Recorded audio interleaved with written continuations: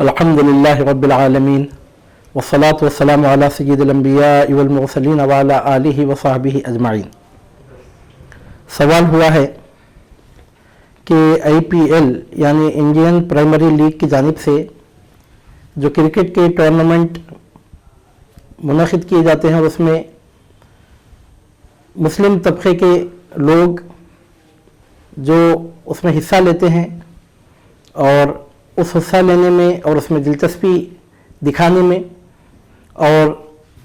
उससे अट्रैक्ट होने में उनसे ऐसे अफ़ाल आमाल सरज़द होते हैं जो गैर इस्लामी हैं, तो उसका हुक्म क्या है? तो साफ सीधी बात यह है कि मुसलमान को हुक्म ये दिया गया है कि वो इस्लाम में पूरे तौर पे दाखिल हो जाए। अल्लाह ताला कुरान मजीद में इरशाद फरमाता है, अऊज़ु बिल्लाहि मिनश शैतानिर रजीम, या अय्युहल्लज़ीना आमनु दुखुलू फिस्सिल्मि काफ़्फ़ा, ऐ ईमान वालों इस्लाम में पूरे के पूरे दाखिल हो जाओ। इस्लाम में पूरे दाखिल होने का ये मतलब नहीं है कि नमाज के वक्त नमाज अदा की जाए और नमाज ख़त्म होने के बाद फिर नाजायज़ उमूर अंजाम दिए जाएँ, हलाल हराम की तमीज़ के साथ ज़िंदगी, हलाल हराम की तमीज़ के बग़ैर ज़िंदगी गुजारी जाए, ये मतलब नहीं है। इस्लाम में पूरे पूरे तौर पर दाखिल होने का मतलब ये है कि नमाज का वक्त हो तो पहले नमाज कायम करें, फिर नमाज होने के बाद भी और मस्जिद में जब तक रहें तो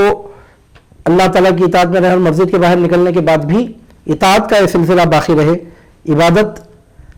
का जज्बा बराबर बाकी रहे और अल्लाह रब्बुल इज़्ज़त के अहकाम पेश नज़र रखकर ज़िंदगी गुजारी जाए। ये मतलब है इस्लाम में पूरे के पूरे तौर पर दाखिल हो जाने का। इस आयत मुबारका में अल्लाह ताला मज़ीद इरशाद फरमाता है, वला तत्तबिउ खुतुवातिश शैतान, शैतान के नक्शे कदम पे मत चलो, इन्नहु लकुम अदुव्वुम मुबीन, बेशक वो तुम्हारा खुला दुश्मन है। तो इस्लाम में पूरे तौर पर दाखिल होने का मतलब यह है कि हलाल हराम के अहकाम का लिहाज रखकर ज़िंदगी गुजारी जाए। क्या हलाल है, क्या हराम है, क्या जायज़ है, क्या नाजायज़ है, क्या सही है, क्या गलत है, क्या मुनासिब है और क्या नामुनासिब है, इसका लिहाज रखकर ज़िंदगी गुजारी जाए। और ये जो सवाल हुआ है कि IPL यानी इंडियन प्राइमरी लीग की जानिब से जो क्रिकेट का टूर्नामेंट मुक़र्रर किया जाता है, BCCI board of control for cricket in India की जानिब से ये इदारा इंडियन प्राइमरी लीग ये क्रिकेट टूर्नामेंट मुनक़िद करता है। अब वो तो उसका जो तर्ज़ कार है, जो तरीक़ा है, वो तो अपनी जगह है, लेकिन उसमें पब्लिक का जो इन्वॉल्वमेंट है और उसमें अवाम का जो तर्ज़ अमल उसके ज़िमन में देखने में आता है, वो यहाँ बतौर ख़ास काबिल गौर है। देखने में आता है कि इस ज़िमन में लोग आपस में शर्तें लगाते हैं कि ये टीम अगर जीतेगी तो हम आपको इतना अमाउंट अदा करेंगे, और वो टीम अगर जीते, अगर आपकी टीम जीतती है तो हमारी टीम अगर जीतती है तो आप हमें इतना माल अदा करें, और अगर आपकी टीम जीतती है, हमारी टीम हार जाती है तो हम आपको इतना माल अदा करेंगे, इतना अमाउंट आपको देंगे। यानी दो जानिब से शर्त लगाई जाती है, एक ऐसी बात को पेश नज़र रखे जो गैर मुतवक्के है। जाहिर सी बात है कि जब मैदान में क्रिकेट होगा तो क्रिकेट होने से पहले कोई बोल ही नहीं सकता कि कौन सी टीम जीतेगी और कौन सी टीम हारेगी। एक गैर मुतवक्के चीज़ को पेश नज़र रखकर दो तरफ से शर्त लगाई जाती है कि फ़लाँ टीम अगर जीतती है तो हम आपको इतना माल देंगे, और फ़लाँ टीम अगर जीतती है तो आप हमको इतना माल दें। दो तरफ से ये शर्त लगाई जाती है। खुला हुआ जुआ है, खुमारबाजी है ये। उसके जुआ होने में किसी जाविये से कोई इख्तलाफ की कोई गुंजाइश ही नहीं निकलती। 100% 100% वो जुआ है, मियाँ फी मियाँ जुआ है, और जुआ इस्लाम में हराम है। अल्लाह ताला कुरान मजीद में इरशाद फरमाता है, अऊज़ु बिल्लाहि मिनश शैतानिर रजीम, यसअलूनका अनिल खम्रि वल मैसिर, यसअलूनका अनिल खम्रि वल मैसिर कुल फीहिमा इस्मुन कबीर व मनाफ़िउ लिन्नास। लोग आपसे शराब और जुए के बारे में सवाल करते हैं तो आप उनसे कह दीजिए कि इन दोनों चीज़ों में बहुत बड़ा गुनाह है। लोगों के लिए इसमें फ़ायदा भी है, यानी मतलब ये कि जीतने वालों को या वक्ती तौर पर कुछ फ़ायदा होता है, लेकिन असल जो इसकी हकीकत है वो ये है कि इसमें बहुत बड़ा गुनाह है। खुल फीहिमा इस्मुन कबीर, अल्लाह ताला फरमाता है कि खम्र में और मैसर में यानी शराब में और जुए में اس میں کبیر ہے، بہت بڑا گناہ کبیرہ ہے، اور سب جانتے ہیں کہ اس طرح کسی کا مال حاصل کرنا یہ حرام ہے۔ حرام ذرائع سے مال حاصل کرنا یہ کسی مسلمان کو قطعی طور پر زیب نہیں دیتا۔ یہ جو انداز ہے کئی اعتبارات سے جوا ہے۔ ایک تو یہ کہ غیر متوقع چیز پر سودا ہو رہا ہے، ہم آپ کو یہ دیں گے، آپ ہم کو یہ دیں گے، یا تو ہم آپ کو اتنا مال دیں گے یا تو آپ ہم کو اتنا مال دیں گے، اور جس بات کو اس کا سبب بتایا جا رہا ہے غیر متوقع ہے، طے نہیں ہے، معلوم ہی نہیں ہے، مقرر ہی نہیں ہے کہ کون سی ٹیم جیتنے والی ہے، اور پھر اوپر سے دو طرف سے شرط لگانا، یہ تو کھلا ہوا جوا ہے۔ تو یہ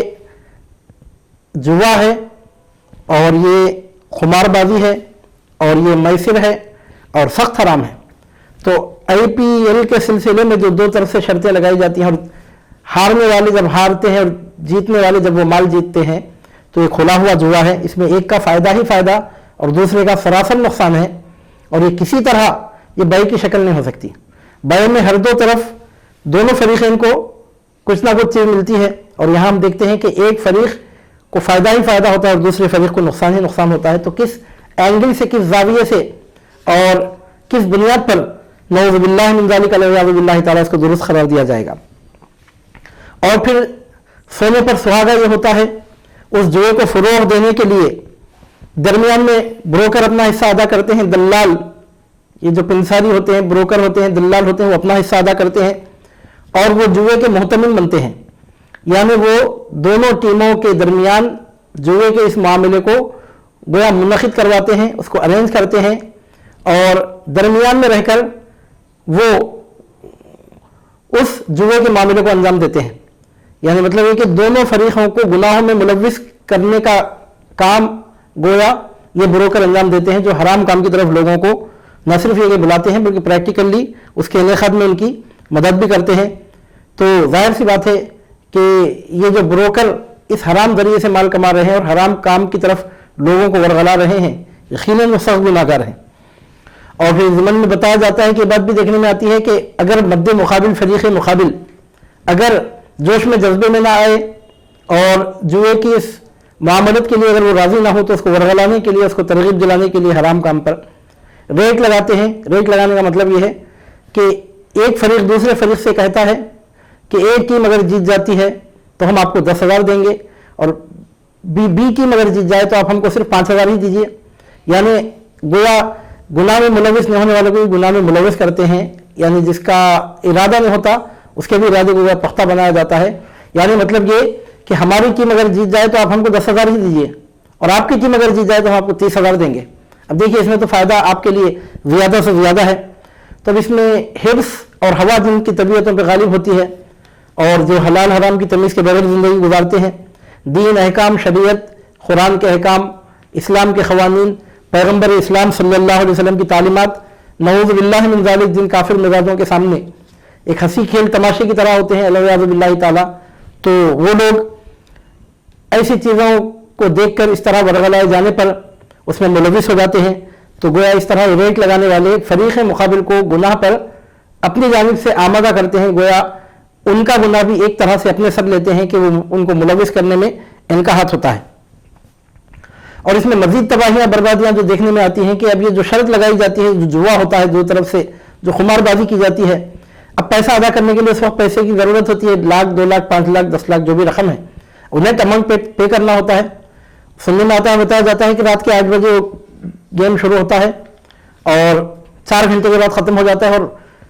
فریق مقابل کو مال دینے کے لیے مال تیار ہونا پڑتا ہے اس وقت۔ تو ظاہر سی بات ہے کہ اس وقت نیٹ اماؤنٹ کی ضرورت پڑتی ہے، اس میں سہولت سے ادا کرنے کی بھی کوئی شکل گنجائش عام طور پہ نہیں ہوتی۔ تو مال حاصل کرنے کے لیے لوگ کیا کرتے ہیں، اپنے گھر گروی رکھ کر قرض لیتے ہیں، سود پر قرض لیتے ہیں۔ نعوذ باللہ من ذالک، جوا کیا کم حرام تھا کہ اس میں سود کی حرمت بھی پھر شامل ہو گئی۔ آدمی کو کھانے کے لیے کھانا، پہننے کے لیے کپڑا، رہنے کے لیے مکان، یہ بنیادی ضروریات میں شامل ہیں۔ آپ پوچھیے ان لوگوں سے جو کرائے کے گھروں میں رہتے ہیں کہ کس طرح دیکھتے ہی دیکھتے 1 مہینہ گزر جاتا ہے اور کرایہ ادا کرنا پڑتا ہے۔ تو اللہ تعالیٰ کی نعمتوں کے ساتھ اس طرح کفران نعمت کا معاملہ کرنا، اللہ تعالیٰ کی نعمتوں کو وہ عملی طور پر اس طرح سے جھٹلانا، کون عقل مند اس کو صحیح کہہ سکتا ہے اور کون سمجھدار اس کو درست قرار دے سکتا ہے؟ گھر گروی رکھ کے قرض لیتے ہیں، اور آپ مجھے بتائیے کہ اگر وہ سود پر سود چڑھتا ہے اور اگر گھر چھڑا نہ سکے تو اپنے بال بچوں کا اس میں کتنا بڑا نقصان کیا جا رہا ہے۔ اللہ رب العزت نے جن کی تربیت، جن کی کفالت آپ کے ذمے کی ہے، جن کی پرورش آپ کے ذمے ہے، آپ ان کے ساتھ اس طرح کی بے رحم کا معاملہ کر رہے ہیں کہ ان بیچاروں کے سروں پر سے چھت چھین کے لے جا کر جوئے میں لگا رہے ہیں، اور اس طرح اب اللہ تعالیٰ کی دی ہوئی نعمت کو گویا آپ عملی طور پہ چھٹلا رہے ہیں، تو کس طرح یہ بات درست ہو سکتی ہے؟ غیر ضروری طور پر گھر گروی لگ کر قرض لینا یہ نہایت سخت نامناسب بات ہے۔ ویسے ایک بات تمام مسلمانوں کو معلوم ہونا چاہیے کہ غیر ضروری طور پر قرض لینے سے اسلام میں رکنے کی تعلیم ہے۔ جب تک ضرورت شدیدہ لاحق نہ ہو اس وقت تک قرض لینا نہیں چاہیے، کیونکہ آدمی کو کیا معلوم کہ اس کی موت کب آنے والی ہے۔ اگر آپ نے بغیر ضرورت کے اور بے مقصد کے اگر قرض لے لیا اور ادا کرنے سے پہلے اگر موت واقع ہو گئی، نعوذ باللہ من ذالک، اگر وقت آخر آ گیا اور اگر قرضہ ادا نہ کر پائے تو آپ بتائیے کہ اس پر کتنی بڑی پکڑ ہے حقوق العباد کی۔ روایتوں سے ثابت ہوتا ہے کہ حضور نبی کریم صلی اللہ علیہ وسلم کے سامنے بعض ایسے جنازے لائے گئے جن پر قرض تھا، تو سرکار پاک صلی اللہ علیہ وسلم نے نماز جنازہ پڑھنے سے انکار کر دیا، یہاں تک کہ کسی نے اپنے ذمے لے کر وعدہ کیا کہ ان کا قرض میں ادا کروں گا، تب کہیں جا کے حضور نبی کریم صلی اللہ علیہ وسلم نے نماز جنازہ ادا فرمائی۔ قرض جو ضرورت کے تحت لیا جاتا ہے، مجبوری میں لیا جاتا ہے، ادا کرنے کی پوری نیت کے ساتھ لیا جاتا ہے، وہ الگ معاملہ ہے۔ بعض لوگوں کی عادت یہ ہوتی ہے کہ وہ قرض لیتے وقت اس نیت سے لیتے ہیں کہ ادا کرنا ہی نہیں ہے، ان کی پہلے سے نیت یہ ہوتی ہے، تو یہ تو حقوق العباد کی بہت بڑی پکڑ میں اپنے آپ کو پھنسانے کے برابر ہے۔ یہ بات تو حضور نبی کریم صلی اللہ علیہ وسلم نے تو ایسے جنازوں پر نماز پڑھنے کو بھی اس وقت تک گوارا نہیں فرمایا جب تک کہ میت کے ورثاء یا دوسرے کوئی لوگ اپنے ذمے ان کا قرض جب تک نہ لے لیے، جب تک اپنے ذمے لینے کی بات نہیں کہ اس وقت تک حضور نبی کریم صلی اللہ علیہ وسلم نے ان کی نماز جنازہ بھی نہیں پڑھائی۔ تو اسے معلوم ہوتا ہے کہ غیر ضروری طور پر قرض لینا، اور وہ بھی قرض بھی کس کے لیے؟ سود کے لیے، سود پر قرض لینا، اور قرض بھی کس کام کے لیے؟ جوئے کے لیے قرض لینا، یہ تو گناہ پر گناہ، حرام پر حرام، بدکاری پر بدکاری، لعنت پر لعنت کا عمل ہے، العیاذ باللہ تعالی۔ یہ بہت بری بات ہے کہ آدمی غیر ضروری طور پر قرض لے اور اپنا گھر گروی رکھے اور چھڑا نہ سکے تو اپنے اہل و عیال کی حق تلفی کر دے، اور اگر ادا نہ کر پائے مر گیا تو حقوق العباد کی پکڑ میں الگ آ گیا۔ اور قرض لیا کس واسطے جا رہا ہے؟ جوئے میں مال شامل کرنے کے لیے، سود پر، نعوذ باللہ من ذالک، حرام، سخت حرام ہے۔ اب اس کے نتیجے میں کیا ہوتا ہے؟ تو ظاہر سی بات ہے کہ جب مال اس طرح درمیان میں آئے گا اور ایک دوسرے کے مال کو تلف کریں گے، ایک کو فائدہ ہوگا اور دوسرے کو نقصان ہوگا،